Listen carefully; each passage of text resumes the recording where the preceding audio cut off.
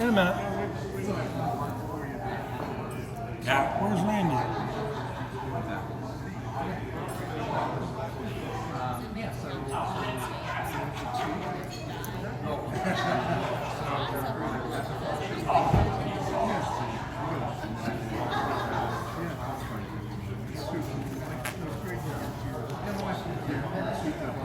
Okay, you four. Here we go. Cheese. Copy Joe. Doesn't they have a button? Okay. Here he comes. Where's Randy? He's coming. Yeah, hey, 1 minute. Yep.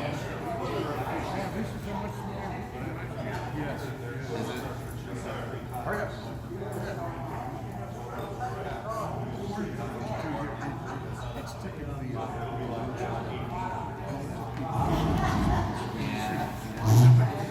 Okay, you four, including Dan. Nice cheesy grin. Thank you, Lee.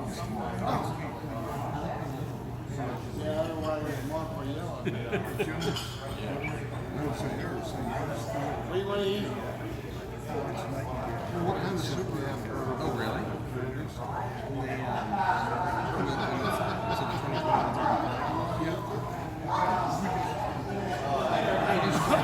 Wait for Mark.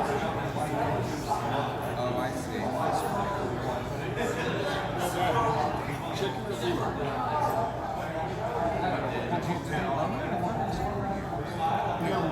Mark, you ready?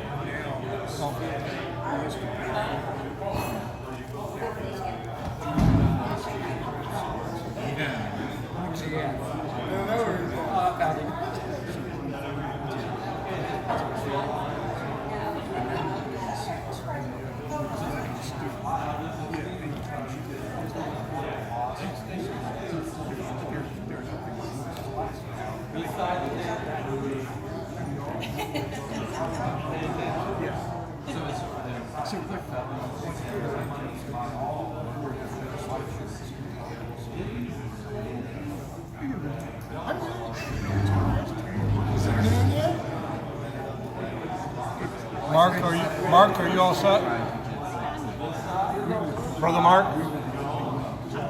Brother Mark, you all set?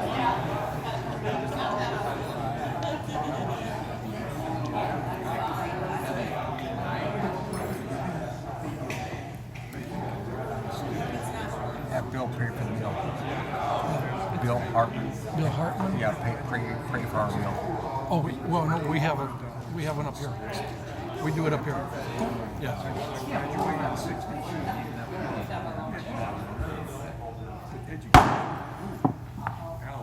That woke you all up.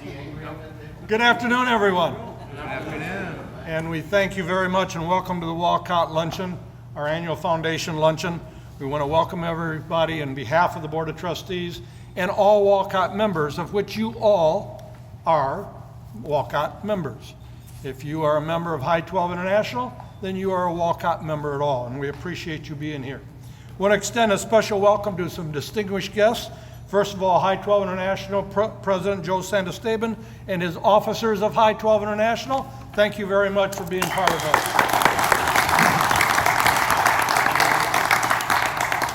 I'd like to introduce to you the people here at the head table, if I may. From my left, Stan Gardner, our trustee. No, you cannot. Yes, I can. No, you cannot. If you didn't introduce your wife, you're going to order an airplane again. We're going to tell you. Charlene is not able to be here, but those of you who know the story that we all worry about having to give our wives an address if we don't introduce her. Well, some years ago, it cost Brother Stanley an airplane. So just remember that. Think big. Think big. Our Board of Trustees Secretary Randy Spalding and his lady Mary Beth. Our Board of Trustee Vice President Ursula Esbach and his lady Mary cannot be here today. And in the middle between these three thorns is this lovely rose, Alivia Roberts, one of our Wolcott fellows. If I go down here in the far right, we have our newest trustee who will take office at the end of our meeting today, and we welcome him. Very, very excited to have him here, Brother Roger Hopkins of Texas.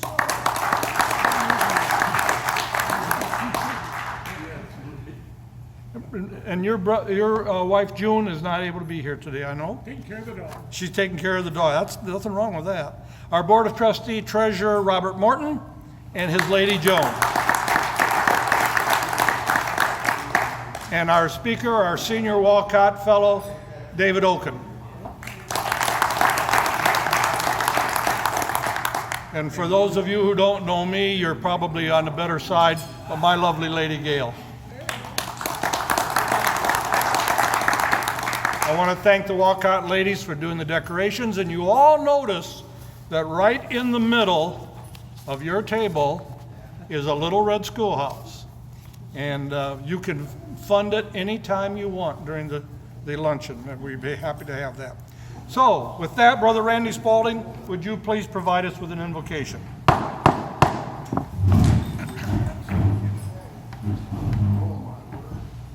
Dear Heavenly Father, we come before you today and we ask that you bless this food to the nourishment of our bodies. We ask that you watch over all those and give us safe travels to and from, both here during the convention and our way home.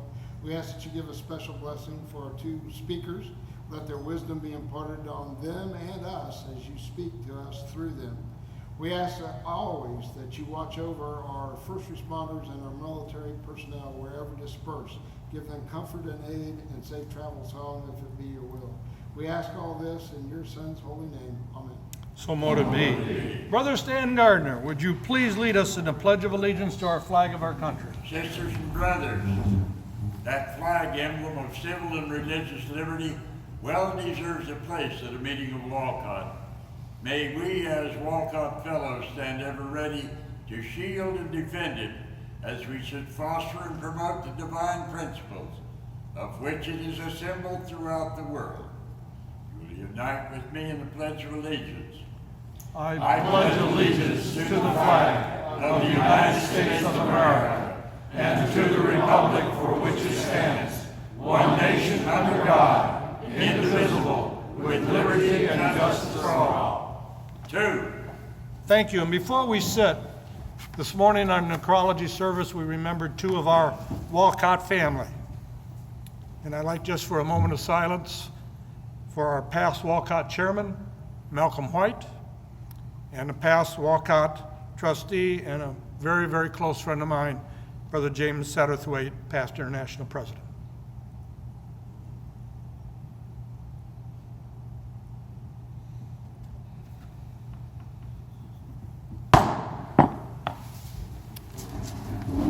With that, Brother Mark, thank you for helping us set this all up. You've been wonderful, and your lovely lady. You guys have been just great for us. We appreciate you very, very much. So with that, let's eat. And we'll start afterwards with our program. Enjoy your lunch.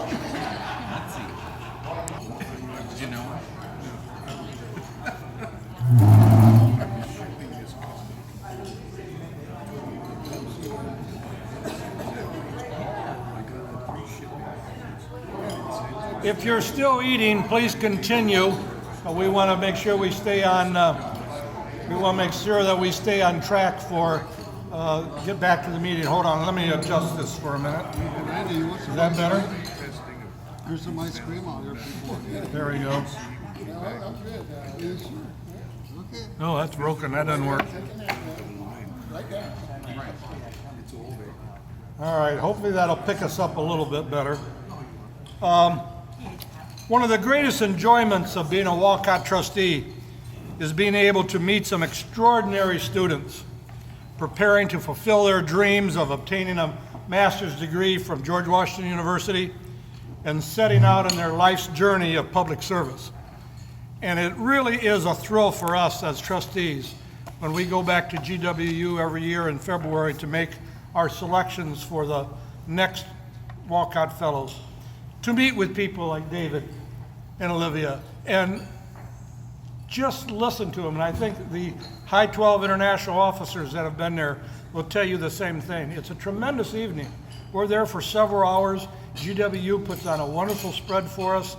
We are at the top of one of the George Washington University buildings overlooking the Washington Monument. It's just a beautiful setting. George Washington University is set just about 2 blocks from the White House and about 4 blocks from the Capitol. And it overlooks the mall, and it's about 8 square blocks of very nice buildings, magnificent restaurants. Right, Ursula? Right. Yeah, we define those. And students that are in the restaurants and they're talking, and their professors are having lunch with them, and they're talking, and you overhear them every once in a while. And I think what a tremendous experience that is. Number one, to be that smart to get into GWU. But secondly, to have professors that care that much about you that they want to make sure that you experience everything. And it is really, really neat. Our relationship with GWU is so precious to us. Jerry Ripkema, the provost that we deal with most, I mentioned earlier, she is a former Job's daughter. Grandfather was a Mason. I found out here just recently that Alivia, I'm going to get it right, is Alivia's father is a Mason. We just discovered that. So, very good. Hey, how about that for Dan?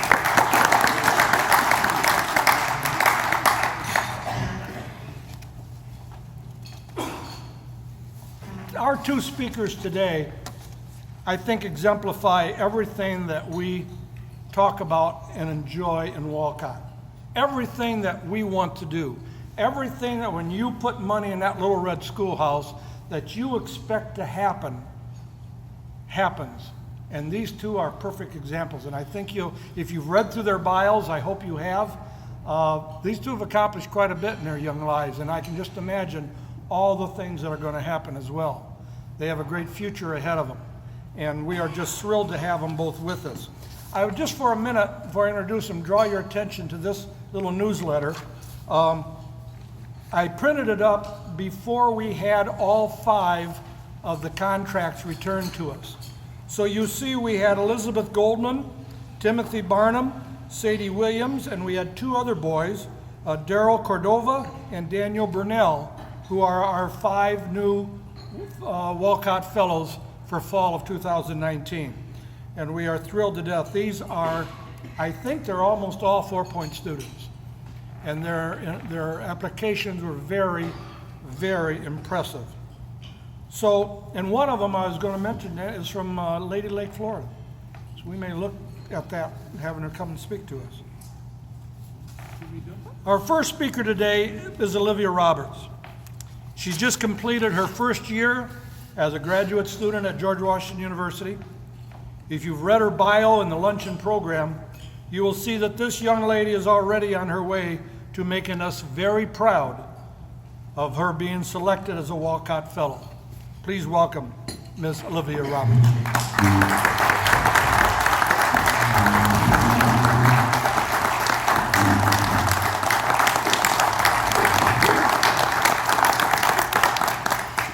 Good afternoon.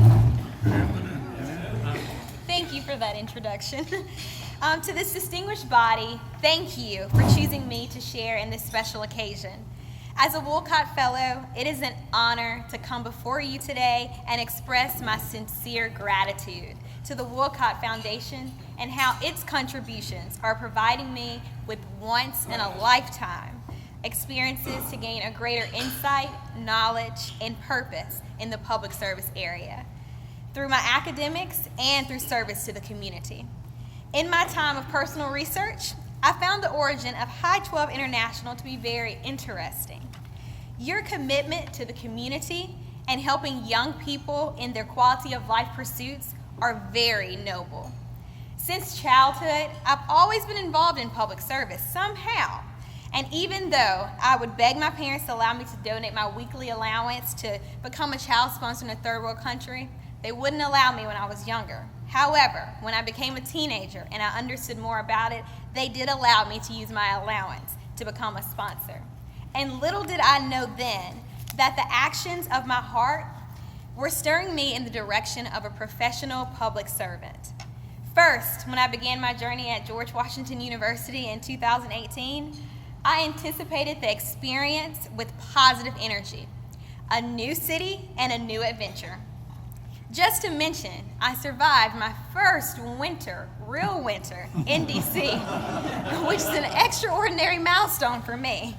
And believe me, coming from Mississippi where it's nice, warm, and humid, the weather in DC was torturous for me, and enough for me to want to pack my bags to go back to where I was familiar with the weather. But I held tight to the principles my parents and family taught me through example. The importance of discipline, courage, accountability, and charity. After having done my research, I learned that the Trachtenberg School of Public Policy and Public Administration believes that a good graduate program should provide more than classroom instruction. And I agree. Learning how to apply the knowledge I gain in graduate school facilitates my job task and daily work as I work as a press assistant for the U.S. House of Representatives Committee on Energy and Commerce. Each day, I have the privilege to help amplify the committee's political agenda strategically across various digital platforms. And the courses that I've taken thus far, such as research methods and economics, have given me a deeper understanding as to why policies are crafted the way they are. And this, in return, allows me to be able to break down the legislation so I can effectively communicate it to the general public so they understand what Congress is working on behalf and doing on behalf of the American people. I've successfully completed year one at the Trachtenberg School, and I can truly see how it has given me the tools that I need to advance my career. My experience over the past year as a graduate student at Trachtenberg has been challenging, eye-opening, engaging, character-building, fruitful, and inspiring.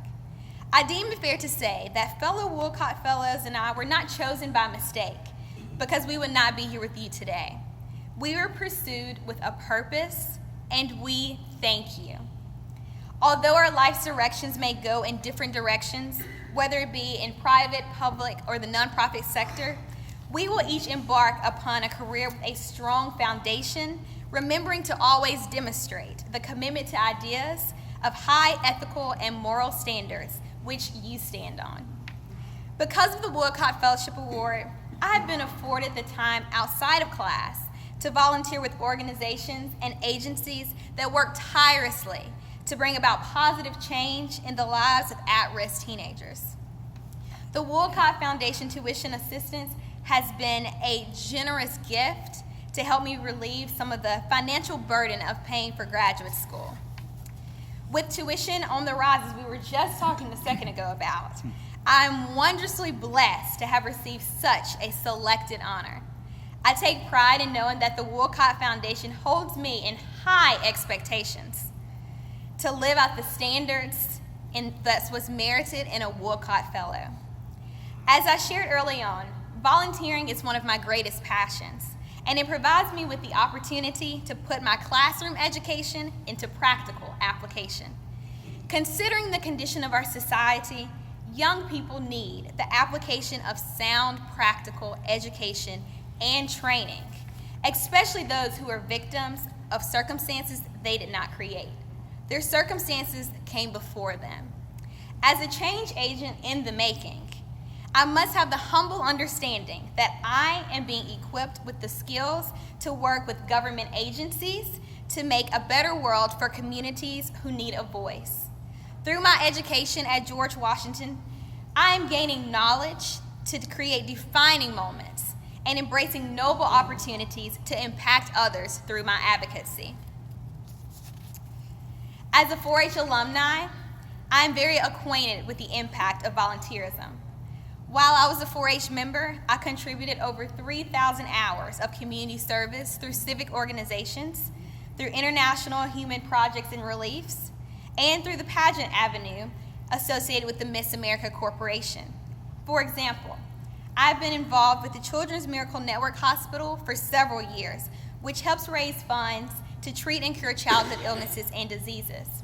In addition, I previously adopted Hope Phones as a community service project where I collected and shipped over 200 used cell phones to be recycled into emergency medical alert systems to reach poor, sick women and children who normally have to walk over 100 miles just to visit a doctor in the Democratic Republic of Congo. I traveled as far as Paris, France, to collect phone pledges and motivated the community in getting involved in global issues. The personal and educational side of me believes that workable global partnerships can urge public policy to help bring about change in dire situations. Also, for several years, I served in the appointment of head consultant with Mississippi Governor Phil Bryant's health initiative, Healthy Teens for a Better Mississippi. In 2012, Mississippi had the third highest teen pregnancy rate in the United States, and knowing this urgency needed attention, Governor Bryant issued a directive to the Mississippi Department of Health and Human Services and the Mississippi Department of Health to develop a plan for preventing and reducing the teenage pregnancy rate in our state. To gain a global understanding of this epidemic, I traveled to Nicaragua, which has the highest teen pregnancy rate in Central America. And there, I had the opportunity to mentor teen girls and help them embrace their uniqueness and to see the strength and purpose in their lives. Of importance, my service to Governor Bryant's directive also included participating in the plan to set forth an action plan by using Senate Bill 2563, which required community colleges and higher institutions of learning to address unplanned pregnancies across the state. While at my undergraduate alma mater, Mississippi State University, I volunteered as a health education wellness service volunteer with the Student Health Center to promote healthy decision-making, building coalitions in-state, nationally, and internationally, conducting media outreach, and supporting pertinent legislation. On the graduate level, my political activities began after being selected as a Congressional Black Caucus Foundation intern, where I had the honor of interning in the House Democratic Policy and Communication Committee office under then Leader Pelosi. During this experience, interns learned to lean on each other in making our efforts count toward a greater good. From every personal development session throughout the tenure of this internship, I was made more aware of the impact that we can make. We, the interns, left a lasting imprint on each other, and we continue to be reminded of the pledge that we would make a mark on our community, our state, and better yet, our world. With regards to my present activities, I serve as the scholarship chair for the Mississippi State University Alumni Association DC chapter. And on a more involved one-on-one basis, I mentor 11th grade girls at Thurgood Marshall Academy, which is located in one of the most historic districts in DC. There, I am a native, or I'm active, not a native, I am now a native DCer, but I am active in their academy's mission, and it states, to prepare students to succeed in college and to actively engage in our democratic society. In conjunction, I also serve as a volunteer for the organization Young Ladies of Tomorrow, which serves as an alternative to the juvenile justice system for adolescent females through a holistic approach to empower young ladies to transition into womanhood.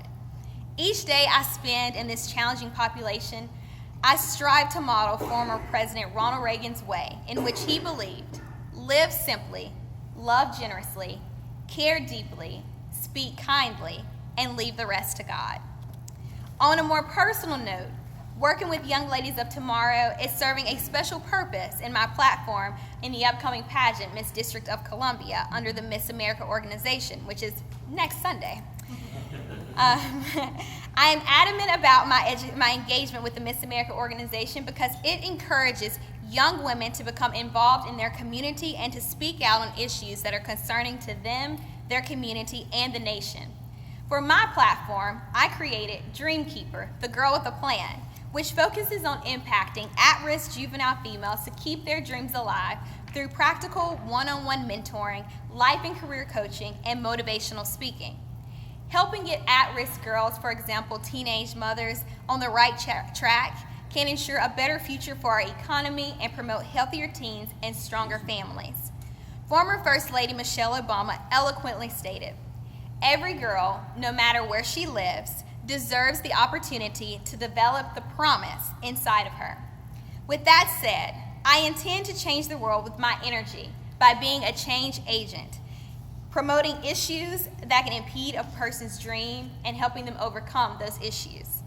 For all persons to dare to care, we are promoting the heart of Dr. Martin Luther King Jr.'s legacy and knowing that our lives begin to end the day we become silent about things that matter. Moving along with my plans for public service after graduating from George Washington University, I vision becoming a spokesperson for a major nonprofit traveling to bring a greater awareness to its cause. In addition, I plan to utilize the resources and tools that I have gained during my tenure at George Washington to continue growing my personal company, Roberts Consulting Company, with hopes of using my knowledge and experiences to provide career counseling and professional development in the community. In deciding my career path, I must share that serving is in my DNA. I was born into a family of humanitarians. I have an aunt who is 91 with the spirit of a young millennial. She had a way of causing one to fall in love with their community and work to make it better. She referred to her action as quality of life. I hope to make an impact as an effectual leader, using my influence to propel legislations and shape policies that revolutionize circumstances that seem unbearable for those who have lost their voice to advocate for a better quality of life. I will support my belief that it is inhumane for people to live in a way that deny them of opportunities to become productive citizens. As a leader in training, I am constantly reminded of former President Barack Obama's statement, "Change will not come if we wait for some other person or some other time. We are the ones we've been waiting for. We are the change that we seek." I desire to be a part of the movement in the government that works for the American people. As I leave the podium, I would like to share with you some of the best advice that I received from a close relative named Dr. David Beckley, the president of Rusk College in Holly Springs, Mississippi. He said, "Alivia, don't let anyone tell you what you can or cannot do, but let it be your choice, because only you will have to live with that decision." So, in confirmation, I did serve as spokesperson with the Mississippi's Office of the Governor to help tackle the epidemic of teen pregnancy. I did become the first African American to join the Delta Omega chapter of Kappa Delta sorority. I did intern on Capitol Hill for U.S. Representative Trent Kelly and leader Nancy Pelosi. I did intern for the Congressional Black Caucus Foundation during graduate school, and now I am a Wolcott Fellow studying public administration at the historic George Washington University. All because I did not allow anyone to tell me what I could not do. Lastly, in the book I published titled Leaping Into Your Destiny for Rising Seventh Graders, I ended it with a quote by William Jennings Bryan, and it's the same quote that I feel is so fitting to leave with you today, which states, "Destiny is not a matter of chance, it is a matter of choice.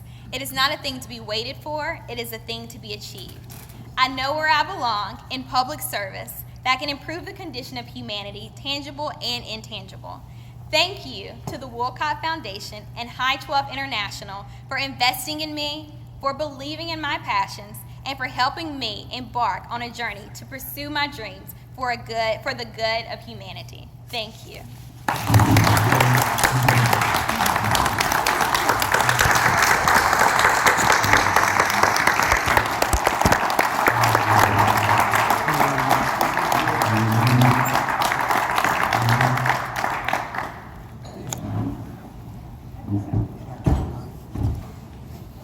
Anybody here want to vote for her for Miss America? Sunday, she has a fundraiser. You should have put the plug in. Are you glad now, and you're going to be even more glad in a moment, for every dollar that you put in that little red schoolhouse? That these are the type of young people that come to the Wolcott Foundation and that we are helping to fulfill their dreams. This is exciting. You're wonderful. Olivia, thank you so very much for those inspiring words. My goodness. I don't know if we could all together accomplish what she's accomplished already. Woo! She lost me at the book. This is why we feel it's so important to have Alivia and David here, so you see what it is that you are doing through the Wolcott Foundation to help this country. with young people like these, we're okay. We're okay. Our second speaker today is a young man who is very persistent in pursuing his goals in life. As mentioned in his program bio, David has a very challenging responsibility and one that makes us all proud that he is a senior Wolcott Fellow. Please welcome Mr. David Wolcott.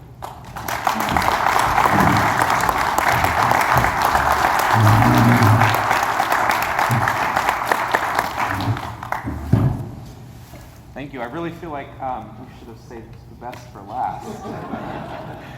In all seriousness, I sometimes wonder how I received this fellowship when I hear about the accomplishments and the activities and the passions of those who have come after me. So thank you, Alivia, for those remarks. Ladies and gentlemen, thank you for inviting me to join you today to give some brief remarks at the annual Wolcott Foundation Luncheon during the High 12 International Convention. I'm grateful for the invitation to join you all, extended by brothers Michael Clark, Ursel Eschbach, Bob Morton, Randy Spalding, Stanley Gardner, and Roger Hopkins. I'd also like to thank Joe and Jonathan from High 12 International. I've had the pleasure to see and meet and interact with many of these gentlemen and their even better wives annually at the Fellows Reception in Washington, D.C. I once again am humbled after hearing our friend and fellow collaborator Alivia Roberts speak about her work. This, I believe, truly showcases the breadth of what public service